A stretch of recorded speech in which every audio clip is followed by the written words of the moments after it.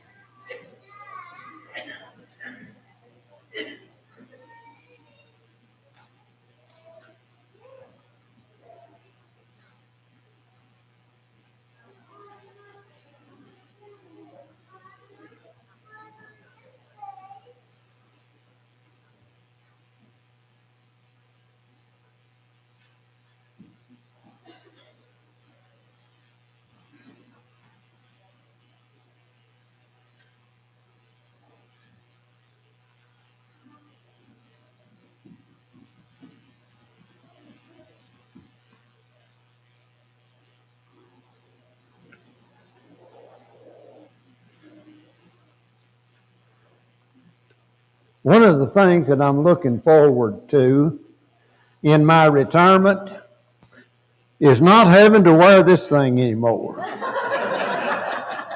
Y'all just have to get used to my natural voice. I'm going to say all the way around, now most of you didn't know him, but probably my daddy was the softest talking Edens that ever lived. All the rest of us were loud. And, well, you too, Brian, you got it honest. Most of you that are older here remember my dad. And I don't know what happened to him. He must have took after the Neal side of the family. But anyway, he wasn't as loud as the rest of us. But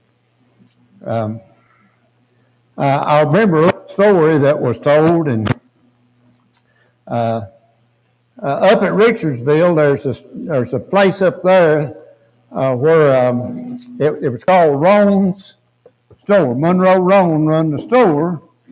And if you know where the old post office was, it's right across the street from it. And y'all have to help me because my memory is not as good as it was. Dallas Runner's wife, Bessie, lived there for many years. And Terry, you and I were talking about that being a church for a little while, and it was for a little while before the other church was built, Richardville Church of Christ.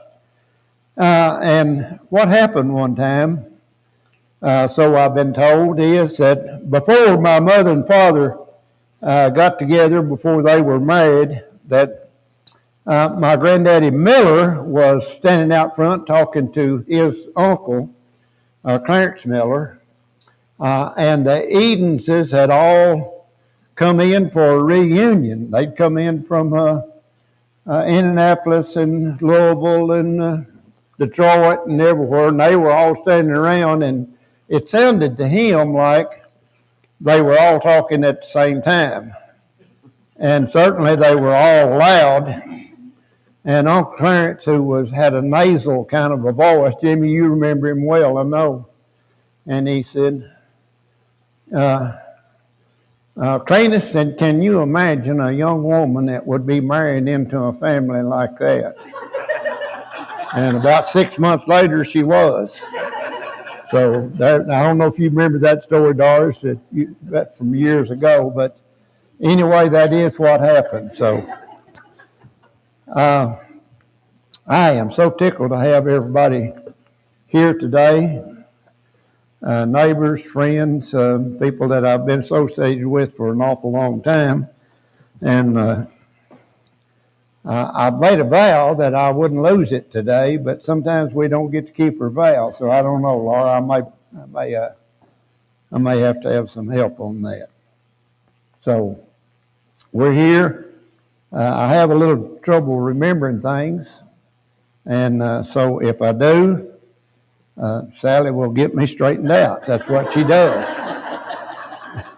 That's what she does. So I'm glad that she's here today. If I start mentioning everybody that I ought to this morning, we won't have any room for this. But I certainly want to say hi to my wife, and she don't get to come with me very much because of the distance and a lot of travel. But she's here with me today, so I'm glad of that. We're studying 2 Thessalonians chapter 1 through 3, one lesson.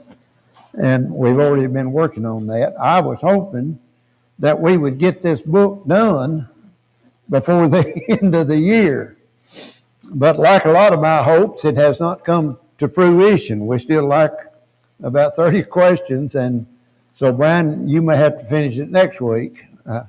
But we are on page 59 in our book and studying the last of 2 Thessalonians. So we're on page 59, and we are at the fill in the blanks with proper words. And, of course, we're studying about what Paul wrote to the church at Thessalonica. And I've got Ann Stahl's name down for the first. Ann, it's up to you.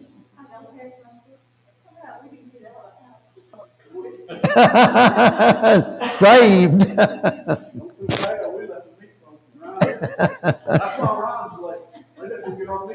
Okay.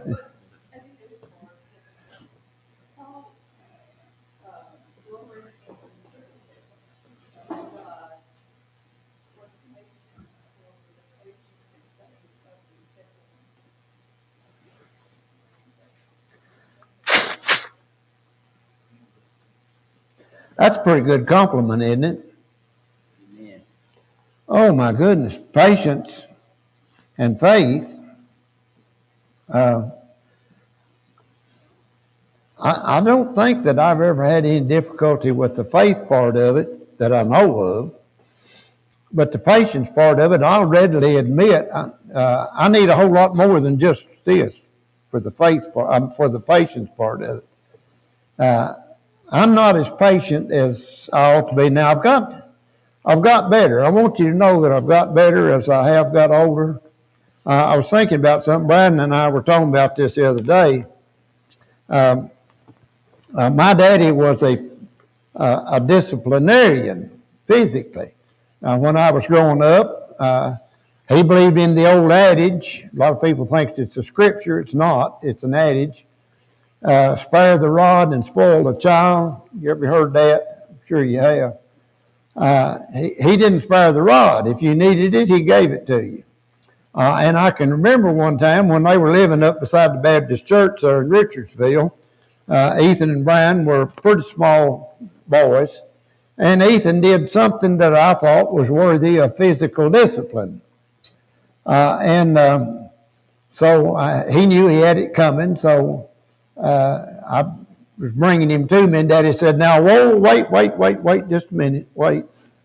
And I said, "What's the matter?" And he said, "Well, now there are other ways to handle this. You know, everything doesn't have to be physical. There's other ways." I said, "Where were you whenever I was his age and everything?" And he said, "Well, when you get older, you learn patience and you become more patient." And I've found that to be true. I don't know how much. Maybe I've interfered more than I ought to have on my own grandchildren. But patience is something that I think that it takes a lifetime. It don't just happen overnight. And I'm thinking about him talking to the Thessalonians right here. That's quite a compliment. He wouldn't have said it had it not been true. We don't just simply, sometimes maybe we do it ourselves, that we'll brag on people whether or not that it's, whether we should or not. But he says this about faith, and I think that's just a tremendous good thing to say about him. We've talked about other things that he's addressed as well, so this is one of them. Okay, Jerry.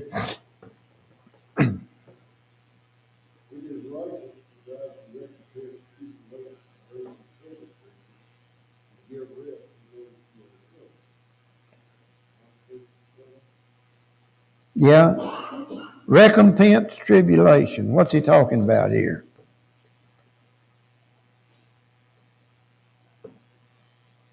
What do you think he means when he says recompense tribulation?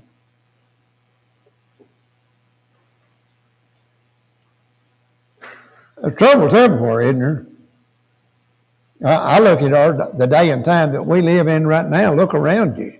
Trouble's everywhere. You turn the TV on, look what's going on in Israel. That's trouble, boy. People getting killed and all these things that are going on. The Ukraine, we know what that is, what's been going on there. We look at our own United States right here. We got plenty of it without even talking to other people about it. So now he's talking to the church. Go ahead, Jerry.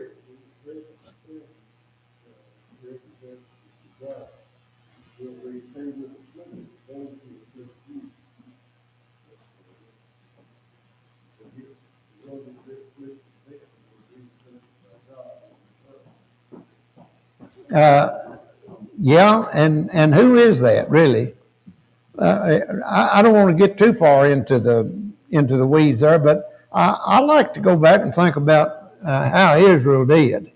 Remember? Oh, absolutely. But isn't it historical, though, Jerry? What I'm thinking about is you think how they did in the wilderness. Here's a great opportunity for them to really be strong as God's children.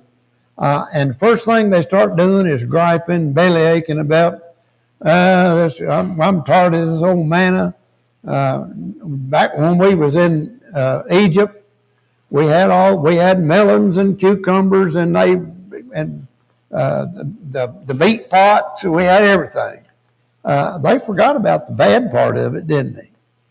And I remember what God told them. God said, I'll be your God if you'll be my people. Well, how long was it before they didn't act like his people? Hardly any time at all. They were already into it. Remember, they wandered in the wilderness for 40 years, and it was just one thing after another. Finally, after a long, long period of time, he gives them the land of Canaan, and he tells them in this, now, don't marry with them, you're my chosen people. This is what you do. Don't get involved with all these other people. Or what do? Just exactly opposite of what God tells them to do. Remember that? Read the book of Ezra and see what Ezra says about it. Now, we're involved in this day and time in a war there in the state of Israel. Who's our enemies? Well, one of them is Syria. We could write a whole book on what happened between them and Syria if they'd have done what God told them when they first started their relationship with Syria. Egypt, they don't get along very good with them. Who do they get along well with? And most of it, there's a long, long history behind it. Now, they're our friends in the Middle East, and we need them for sure. But they have not acted like they should have acted all these years in the sight of God. God would have been. And we still got people today saying, oh, we got to help Israel because they're God's chosen people. Well, they need to read the book of Romans, chapter 2, and the last 2 verses there, and you'll find out who are God's chosen people. They used to be God's chosen people, but the if came into effect, and now it's political and not religious. And that's what we as Christians need to understand today. Now he's Paul is writing to the Thessalonians, and I don't see how that we can look at this without remembering that great history that they had, because I think it's there. Now, we as Christians do not want to make the same mistake that Israel made. We must not make that mistake. Okay, let's move on to the next one. Brian, would you take number 3? The coming of the wicked one is after the working of Satan with all power and signs and lying wonders. Okay. Who's the wicked one?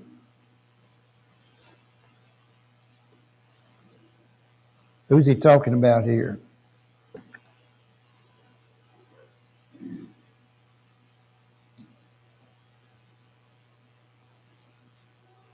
That's what? 2:9, did you say? Yeah.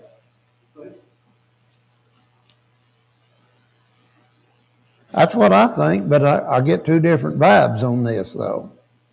This is the New King James this way. Does it say Satan? Yes. Well, but he says in the working of Satan, too. So that's what confused me. What do you think that he's speaking of right here? The Bible speaks of antichrists, plural. Plural. So it might be a warning of someone to come that would be against the people of God, who's working for Satan. That may be what he's speaking of. I don't know. Unlike you, why would he say that he's working on the power of Satan if it was just Yeah, if it was just Satan. Yeah, I didn't see that. Satan's down in it. So the lawless ones, the major guy, I think. We're used to thinking of Satan as the lawless one, and he is, but he doesn't have to be the only one. Absolutely.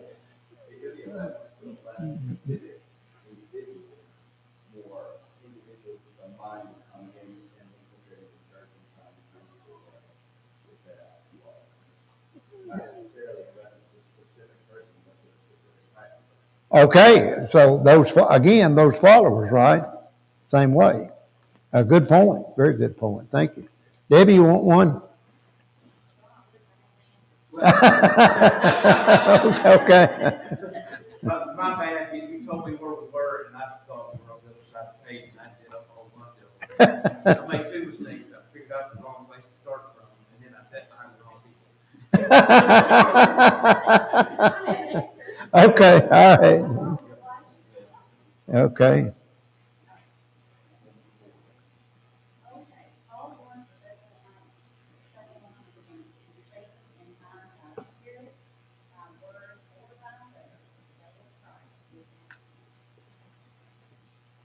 What's it mean to be shaken? What?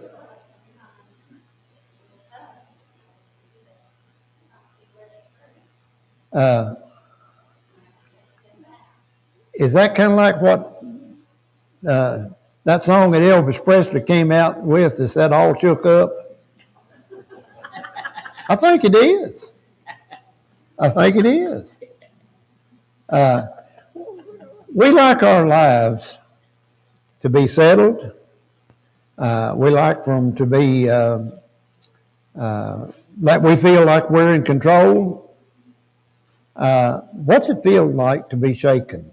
What could happen? Somebody give us an instance of something that would shake you up, make you feel all shook up. Oh, but that's the very first one that comes into my mind is the loss of a loved one, the very first thing. That's tough to deal with. That'll shake you up. But I think there's a lot of things that happens in our lives today. Not just that, but there's a lot of things. We have bad news all the time, and that shakes us up. I think that it does. If this is the shaking that I think that he's talking about, I believe that, and I think that it is. So. Loved ones or close friends that not devoted their life, that'll really lay heavy on Does. mind. And You want them to do it so bad. and the closer it is to home, the harder it is, isn't it? The more shook up we feel about it. So that may. Oh. Who wasn't shook up over that? My goodness. Look how long that's been, Linda. And yet it's still big to every one of us. Who among us, it is so big that who among us don't even remember where they were at the day that it happened. That's how big it was. That tells us something. So it was a life-shaking, that's right, it was. And I think that there's a lot of things that are like that. So the thing that we want to remember is that as long as we've got Christ and as long as we're following him, we're told over and over, Jesus himself has told us, let alone the writers of the New Testament, of how important it is that we continue to follow God. He'll take care of us. He will take care of us. We don't have to worry about all these other forces, Satan or his followers or anything else. So it's important that we know that. Okay, let's go on to the next one. Where do we get to? We've got all visitors back there, so I know they don't have any books. So we'll go across the aisle. Okay. Taylor?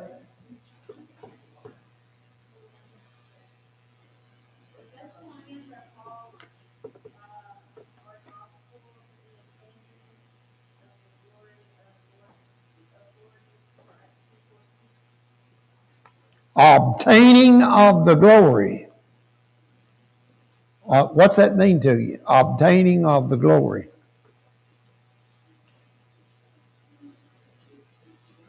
Of course, we know what the gospel does, what it calls us to. But he says here, to the obtaining of the glory of our Lord Jesus Christ. How would you go ahead? We're told that we would participate with him in glory. If we receive glory ourselves. No, obviously we glory in him, but we'll also be. Okay.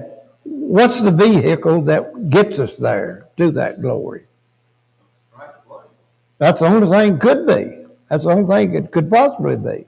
If he had not come, and Mike's been talking about this a whole lot lately, if he had not come and died on the cross, we wouldn't have any avenue, we would have no vehicle to reach that blood. There's no other way to get there. And it was free, it was for us. And of course, Mike, what we were talking about last Sunday was that grace that got there. We were talking about all the things that we think ourselves that we do to merit that blood. How much can you do to merit the blood? I don't care what you do. You can do everything you can think of all your life, and you'll never be able to merit the blood or earn it. Now here he's talking about the gospel is what brings it to us. And of course, we understand what that gospel is, to obtain the glory. And we'll never get to glory without reaching it through the blood of Christ. That's the only way it can happen. And I presume that that's what he was talking about here. Okay, let's go on. Richard?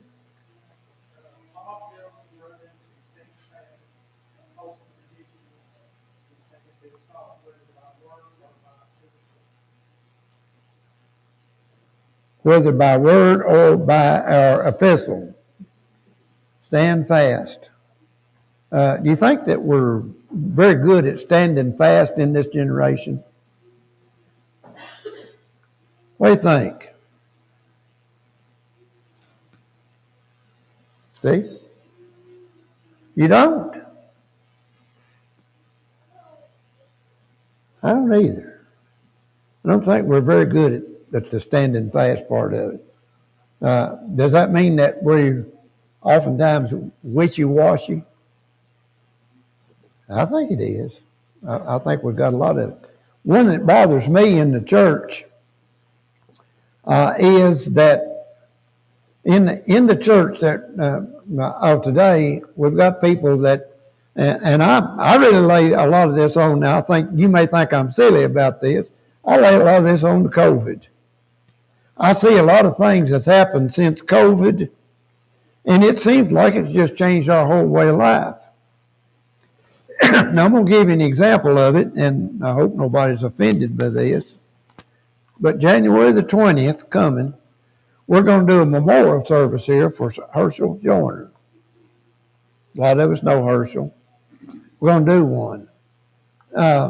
David, 5 years ago, that would have been unheard of, to have waited a month to have a service, right? His son, Brad, told me, he said, we're going to cremate him. And then, and I'm right on that 20th on our grave, Lynn, 20th. And we're going to have a memorial service. I asked one of our funeral home people the other day, what percentage of people are getting cremated nowadays? How much would you say? Would you believe that about a third of us are being cremated? Now, I'm not here today to try to convince you that cremation is a bad thing. That's not what it's about. And I know that there are some religions that forbid it. We're not one of them. There's not anything in the Bible that tells us that we can't be cremated. It's not what I want personally, and my family knows this. But I'm thinking about all the other things. I remember that Beverly's sister-in-law passed away. We was at Broadway. The boy came to the door. Most of you know who he was. And he said, only 10 people can be in here for this funeral. Who ever heard the like? And I said, what can we do to fudge a little? He said, we can't. He said, they told us if we let more than 10 people in here, they'll close us down. And he wasn't the only one who said that, because I talked to the people at another funeral home, not just Broadway, but another one. And they told me the same thing. And I see a lot of things that's happened in this COVID generation that I never thought would have happened. People's attitude about going to church. We're still dealing with it here at Mount Zion. If you could have seen some of the numbers that we had before all this started and see the numbers that we've been having the last year or two, y'all got that problem too? Everywhere's got it. The Baptist church has got it. The Methodist church has got it. Holy Spirit's got it. You name it, it's there. and because we've had a whole different development in the way that people think. But not only that, it's not just attending church. I think that in our society today, another thing that's happened is we're just not standing fast for those principles that we've been taught all of our whole lives, that as if they don't matter anymore, and they do. We've got a lot of things in our society today that people say, it don't matter. Nothing seems to matter anymore, and it does. It matters to God, and He puts it in His Word, and that's what we're to live by. So we're to stand fast, and we got a lot of work to do before we can be told that we're standing fast.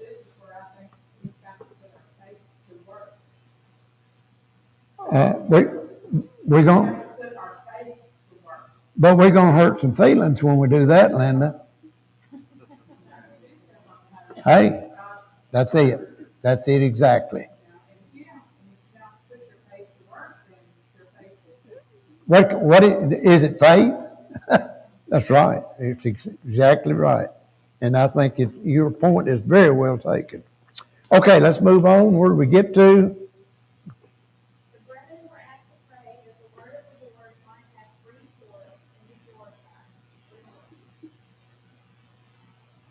And that's what we'll be asking for. This is 2,000 years old.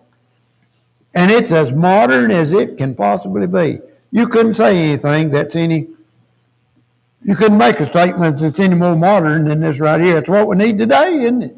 Exactly what we need. Okay, let's go on.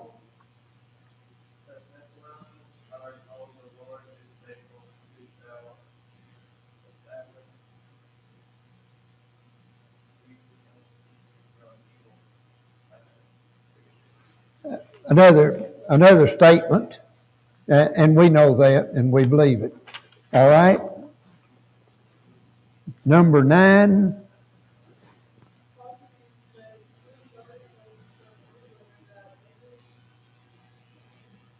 That walks? Okay.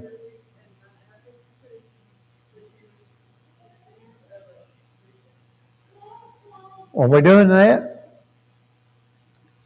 I cannot tell you the last time that I heard of somebody in the Church of Christ withdrawing from somebody that was walking disorderly.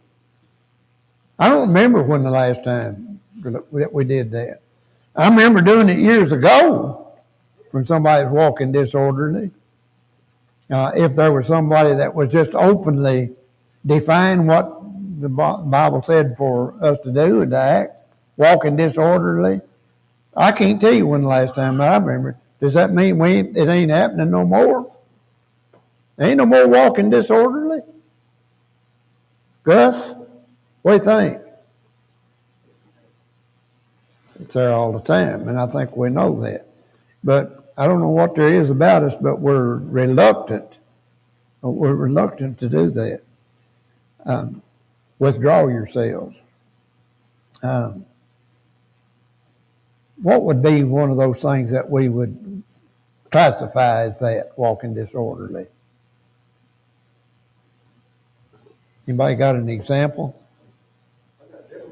Okay. 1 Corinthians chapter 5, they talk about a fellow that has his own wife or something like that thing. Yeah, that was one of them. Right? And he said, not only is you not just think about it, he said, you're reveling in your proud about it. Anybody remember a guy named Demas? Is he spoken of well, or is he spoken of badly? Or both? First time that we heard about him, it was good, wasn't it? But later on, it wasn't. It was said about him that he loved this world better. He went back in it. How was he perceived to be? Was he criticized by the writer? He absolutely was. He absolutely. Demas, he quit. He went back into the world. That's not positive. That's bad.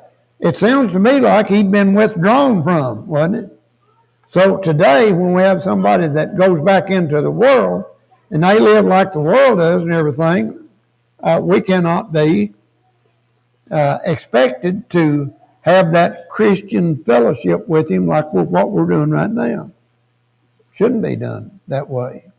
Who is to say anything to him about it? Well, I'm gonna start here. It needs to be done starting from the pulpit. Greg, I'm going to say that the elders has got a responsibility.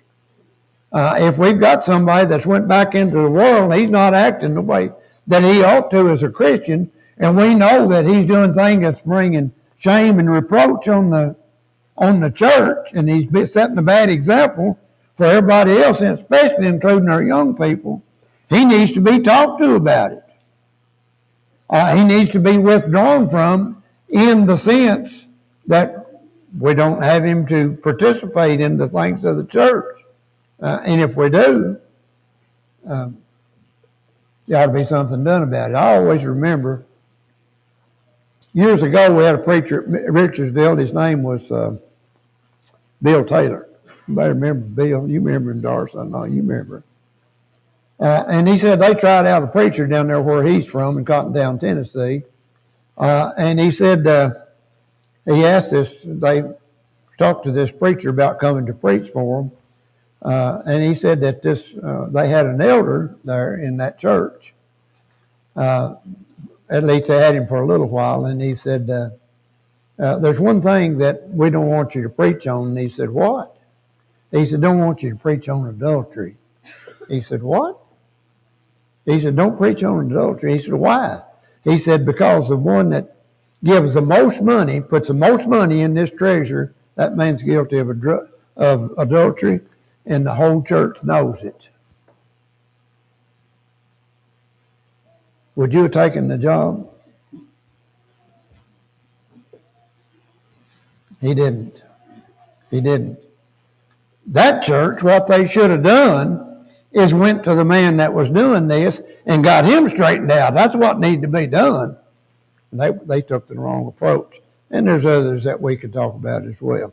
Okay, let's go to the next one. Where did we get to? Okay.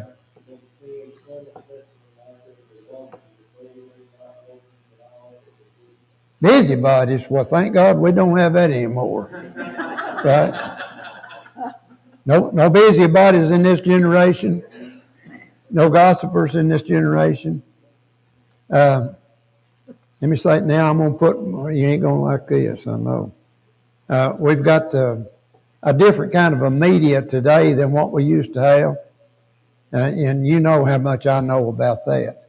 But the things on the internet, we've got Facebook, and we've got, what is these others? Instagram, and there used to be one called Twitter or something, or am I talking about something else? And people get on there and they gossip and they tell things, and sometimes the things that are on there, I've been told, are not true. They gossip, they do things. And that media was not available a few years ago. It's pretty recent. You think about right here, walking disorderly and acting like busybodies. Is that a good place to do it? It sure is being done, isn't it? It's there. We need to really be careful about how we use it. Just because it's available doesn't mean it needs to be used. I remember something my daddy told me one time years and years ago, and I've never forgot it. He said, you don't have to tell it just because it's so. Just because it don't have to be said. You didn't lie, but you don't have to say anything. Sometimes because we know something, it's better if we don't say it. It might hurt somebody. Gossiping, busybodies, all these kinds of things, there it is. True and false. Where'd we get to? The names of three men appear in the salutation of 2 Thessalonians. That's true. Paul, Silas, and Timothy. Yeah, Silvanus. That name, it was used two different ways, I think. But it is mentioned in that first verse. Okay, Billy, it's up to you. The first chapter of First Thessalonians has more verses than the first chapter of Second Thessalonians. That's false. Do we really need to know that? What did we learn from that?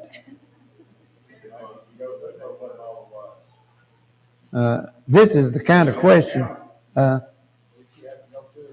Well, yeah, but I don't know what you get out of 10 verses here, 12 verses. What? So what? It's the content of the verses that I'm interested in, not how many there was of them, but, I've been over this before, but. What's more, when the Bible was written in Greek, it didn't have verses. It didn't even have. Didn't even have them. That's right. Didn't used to be verses nor chapters nor anything else, did there, Mike? Okay. All right, let's go another one.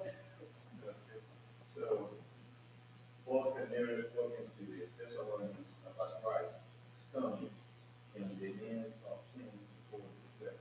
That's all.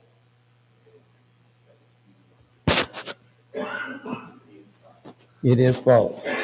All right. We're going to stop there. We got a lot of people that's standing back here waiting to get in. And Steve, I'm going to let you go ahead and ring a bell about 2 minutes early.